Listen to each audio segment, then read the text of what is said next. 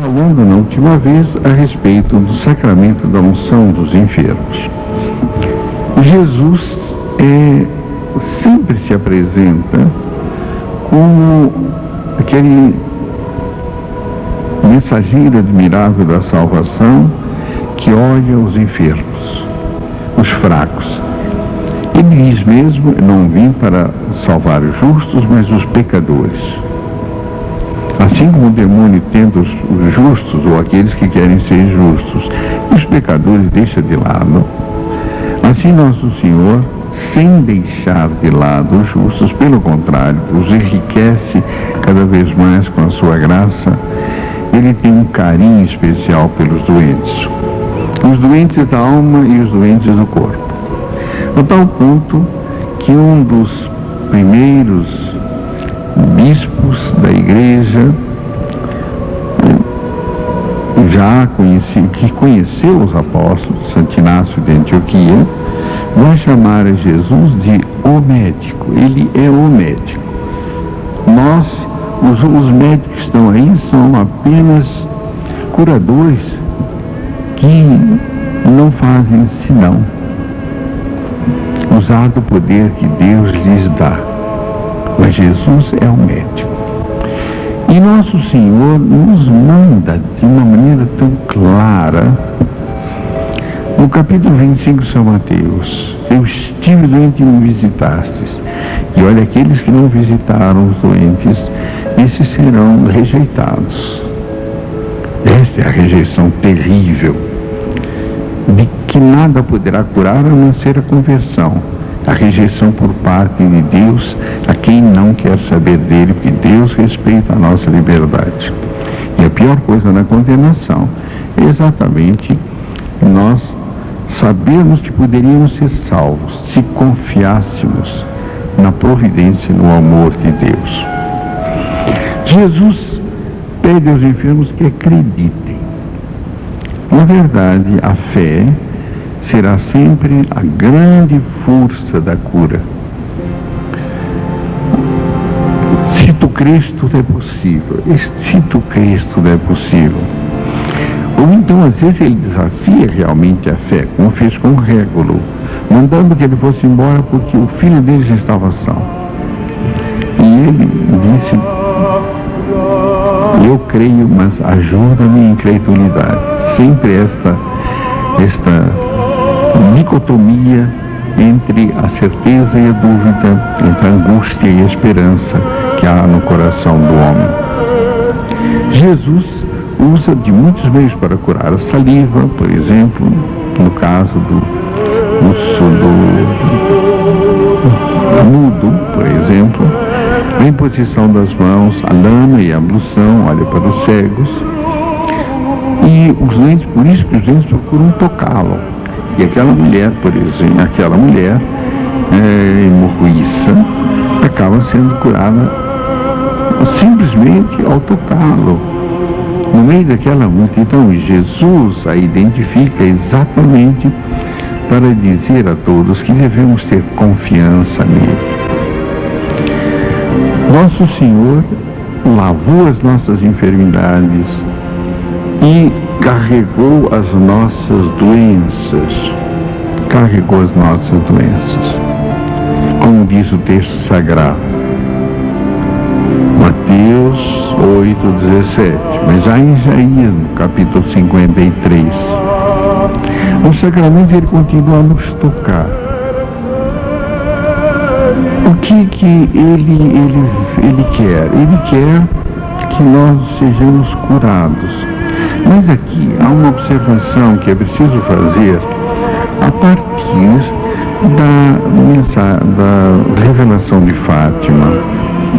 Nossa Senhora, quando Lúcia lhe pede para curar as pessoas que estão ali, Nossa Senhora diz simplesmente: alguns serão curados, outros não. Alguns serão curados em breve, outros vão esperar mais tempo. Na verdade, a cura do corpo não é sempre uma graça. Quando eu penso, por exemplo, em Voltaire, aquele grande inimigo da igreja, que tinha a boca e o coração cheio de blasfêmias. Quando aquele homem, com medo da morte, ele pediu o sacerdote e se reconciliou e assinou inclusive uma declaração. Meu Deus, se ele tivesse morrido naquele instante, bem, mesmo que afinal ele estivesse convertido pelo medo da morte, ou pelo medo da condenação, não sei, mas ele não morreu ali. Ele foi morrer alguns meses depois, uns 6 meses depois. E nesse momento, em que ele já sentiu o peso de novos pecados, porque durante aqueles 6 meses, pelo contrário, escarnecido pelos seus companheiros, pelos seus amigos, ele quis ser ainda mais zombador de Deus, quer ser ainda mais blasfemo, quis ainda mostrar muito mais que ele não se incomodava com Deus, com ninguém, porque ele era Deus. Quando 6 meses depois, ele de novo à beira da morte, chama o sacerdote, os amigos não deixam o sacerdote entrar, e dizem algumas testemunhas que ele morre ganindo como um cão, rasgando as suas carnes com as suas unhas de desespero. Na verdade, a cura daquela enfermidade não foi uma graça para ele. Acabou sendo, não por culpa da graça, mas por culpa dele, uma desgraça. Porque ele acabou usando do tempo novo que Deus lhe deu e da misericórdia de Deus simplesmente para fazer o mal. E é por isso que se diz que às vezes a desgraça é uma grande desgraça, é uma grande graça.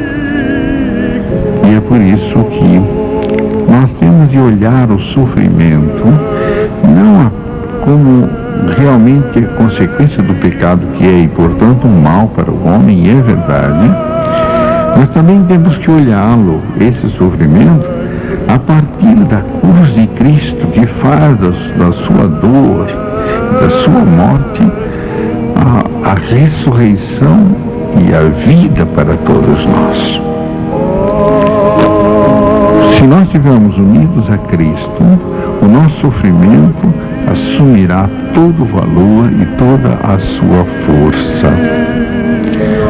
Entretanto, o nosso Senhor está sempre preocupado com isso. Curai os enfermos. Curai os enfermos. Ele quer que nós carreguemos a cruz. Veja o número 1506, página 357 do Catecismo. Ele quer que nós assumamos a cruz, não rejeitemos o sofrimento, mas ele também está atento e manda que seus apóstolos expulsem os demônios e curem os enfermos. Claro, depois de pregar a penitência e a conversão. É uma função da igreja que devia ser mais revalorizada. Eu não digo só pelos fiéis, mas eu digo inclusive por nós, homens da igreja. Afinal, se nosso Senhor nos deu esse poder, é para que nós o usemos. As bênçãos, as unções devem fazer parte da nossa caridade sacerdotal. Na verdade, a igreja conhecia este sacramento desde o início. O texto a que eu aludi de São Tiago. Alguém entre vós está doente, mande chamar os presbíteros da igreja, para que orem sobre ele, ungindo com óleo em nome do Senhor. A oração da fé salvará o doente, o Senhor o porá de pé, e se tiver cometido pecados, esses lhe serão perdoados.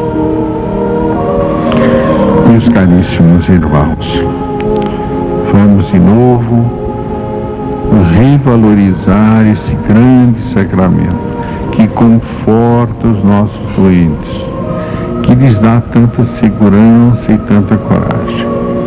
Há pouco eu recebi um telegrama de um sacerdote lá do interior de Minas que pedia, pelo amor de Deus, que eu arranjasse, que eu atendesse a sua irmã que estava muito mal no hospital. Foi lá um sacerdote e ela foi atendida, ela foi ungida. É muito importante que cada um de nós tenha esta preocupação de dar a vida e a saúde espiritual e material aos nossos irmãos.